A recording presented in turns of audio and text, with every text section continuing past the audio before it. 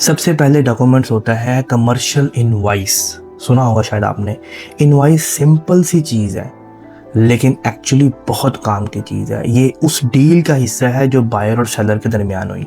इसमें सेलर लिखता है कि माल क्या होता है, क्वांटिटी कितनी है, प्राइस क्या है और टोटल अमाउंट इस प्रोडक्ट की कितनी है। यानी ये पेमेंट का रेफरेंस है। इनवॉइस के साथ अटैच होती है पैकिंग लिस्ट। अब आप सोच रहे होंगे इनवॉइस में क्वांटिटी तो लिख दी, तो पैकिंग लिस्ट है क्या या क्यों ज़रूरी है। बेसिकली इनवॉइस जो है उस पर वैल्यू लिखी होती है, पैकिंग लिस्ट डिटेल बताती है कितने कार्टून्स हैं, हर कार्टून्स का वेट कितना है, डायमेंशंस कितनी है, टोटल ग्रॉस वेट क्या है उसका प्रोडक्ट का। यूजुअली कस्टम वाले पैकिंग लिस्ट ज़्यादा देखते हैं, इनवॉइस बाद में देखते हैं क्योंकि उन्होंने वेट मैच करना होता है। इसीलिए पैकिंग लिस्ट बहुत ज़रूरी है किसी भी शिपमेंट को सही तरीके से एक जगह से दूसरी जगह मूव करने के लिए। कई जगह पे तो इनवॉइस सिस्टम में होती है, पैकिंग लिस्ट सेपरेट होती है।